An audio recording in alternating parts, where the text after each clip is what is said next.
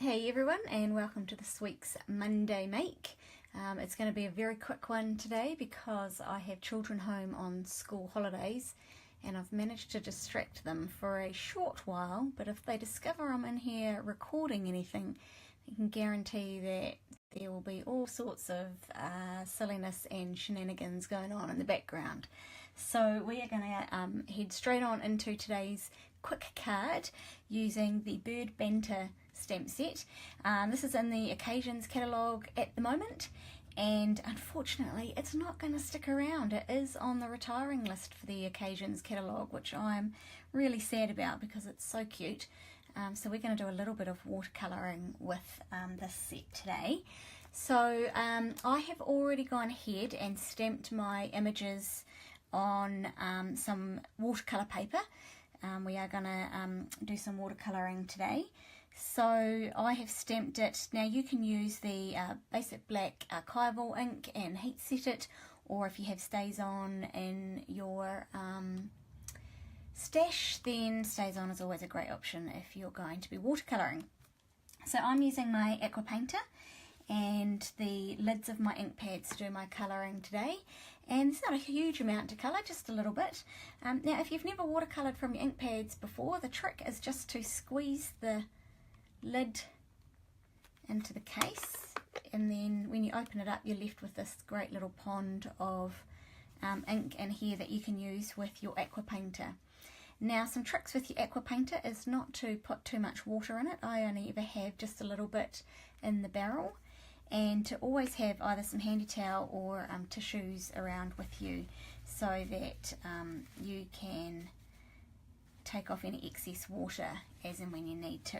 So I'm just going to start off by picking up a little bit of this ink, and I'm using Lemon Lime Twist here, and I'm just adding a little bit of colour to my leaves here.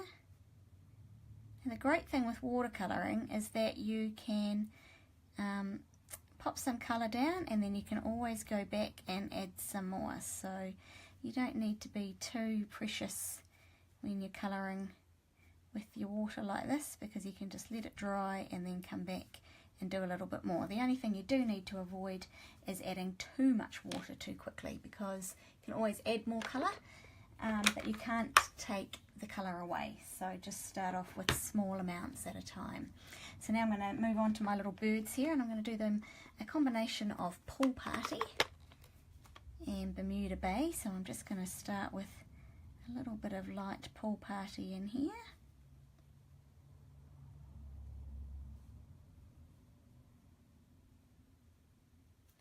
And I'm going to colour both of them the same.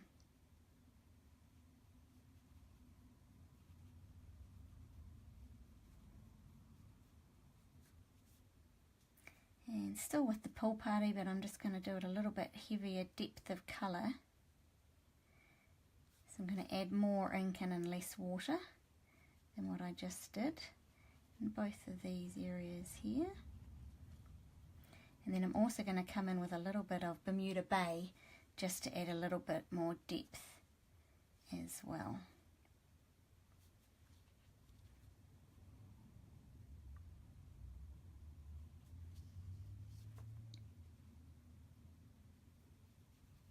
So the trick with your watercolouring is really just layering up that colour. As I say, you can start off light and then you just keep coming back in and adding more colour as you need to. So there's my Pool Party on there already. And now I'm going to add in just a little bit more depth of colour with some Bermuda Bay.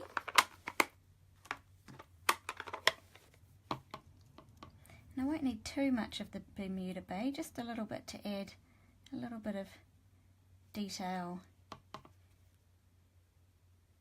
to our little bird feathers here.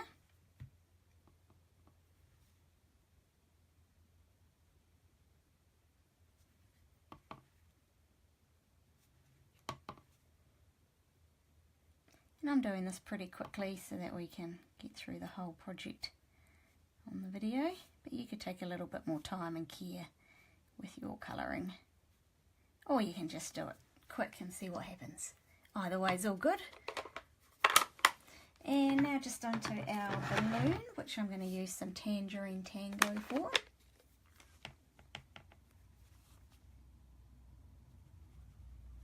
And I'm just going to really quickly wash some colour over the whole surface first. If you're doing a large area, then it's always a good idea just to wash it over with some water first, or just really lightly with colour like I've done.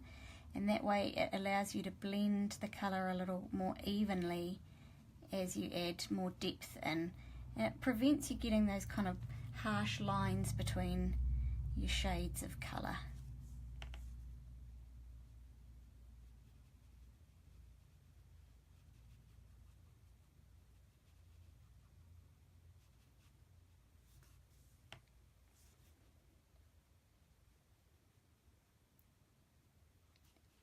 Alright, so we're going to leave it at that for now. With our colouring done, or I might just do the little bird's beaks actually. I'll do them a nice bright orange.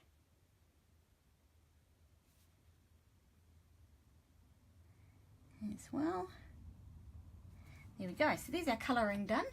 And now we can go ahead and use this on our project.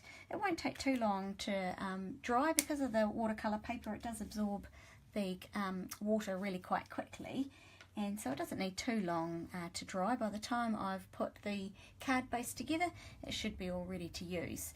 So we are going to use some Bermuda Bay card base, and I've got some of the Tutti Frutti Designer Series paper, also from the Occasions catalogue, and of course this one is not carrying over.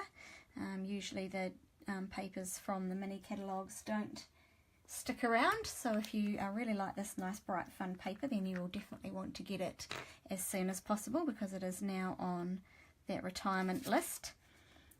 So we're just going to adhere this on with some multi-purpose adhesive, and this is where the grid paper always comes in handy. I can try and line it up straight-ish. It's also the reason that I like using the multi-purpose adhesive, is because it does give me time to move it around before I stick it down, which is always really useful. So it's from the same pack, the Tutti Frutti pack, and this time I've just cut some little flag ends in this bit here, and I'm just going to kind of work out my spacing here. I do want a little bit of extra space up the top here, so I'm just going to have a little bit of a shift around just to check where I want all my elements to sit. So we're going to put this one on here.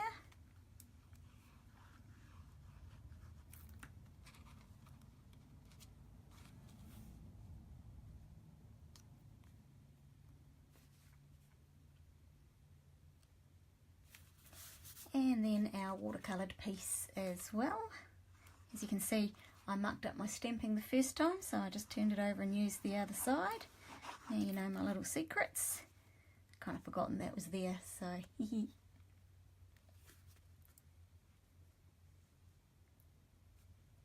we'll just line this one up straight on there. Just going to apply a little bit of pressure on here to make sure it's adhered nice and firmly.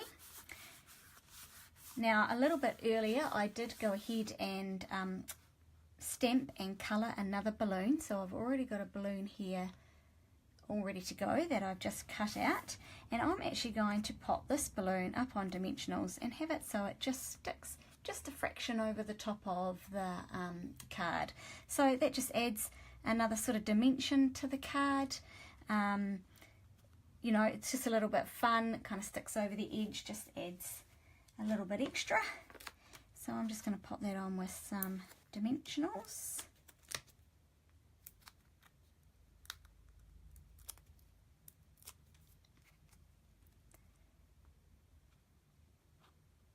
Like so. And I've got a sentiment that I've already stamped from the stamp set, and I've just stamped it with the basic black ink straight onto some Daffodil Delight. Mind blank there for a second. Some Daffodil Delight, so I'm just going to adhere that on. Now I was originally going to flag cut the ends of this piece as well, but once I got it sort of where I wanted it, I thought it actually looked better square, because I already had my flag cut here. Just looked a little bit too much overdone. So that's another option, is you don't always have to add extra detail. You can sometimes just leave things square and they look nice and smart as well. So I'm just going to pop this one straight on. Oh, don't you hate that? Man, that was not good, was it? So we'll just adhere that on there.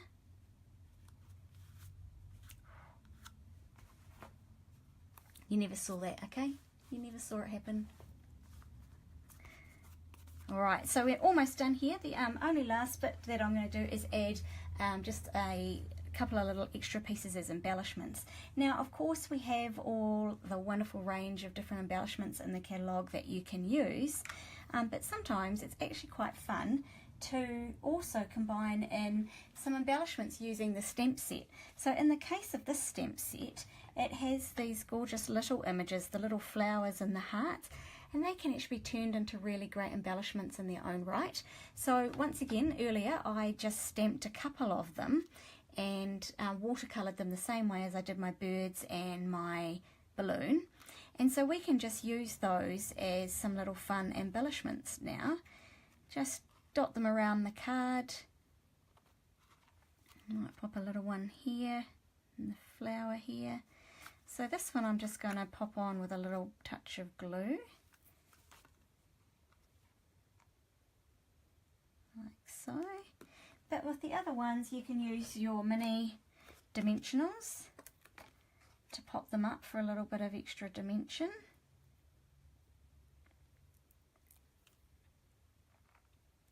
And so it's just another fun way of using your stamps sometimes.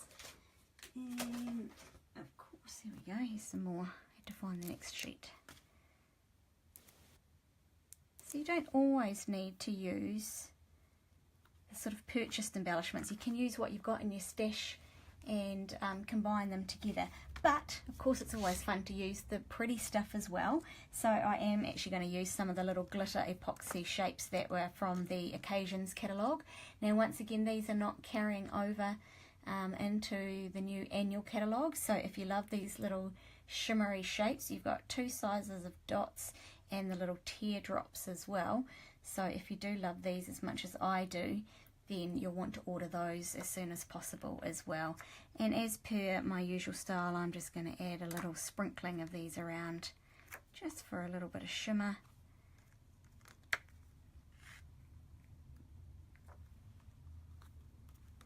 Like so. And that is today's super quick Monday make for you. And winning, I didn't get disturbed by my children, so obviously they're happily entrenched in their Lego. I actually think that at the moment they are building the Commonwealth Games out of Lego. They've been really interested in watching the Com Games the last couple of weeks, and they've just finished, and so they decided that today they would spend the day building the Commonwealth Games venues out of Lego. So I think that's a pretty awesome idea, and so that's kept them busy enough for me to come and craft with you all. So I hope you've enjoyed today's card, and I will see you all next week hopefully. Bye.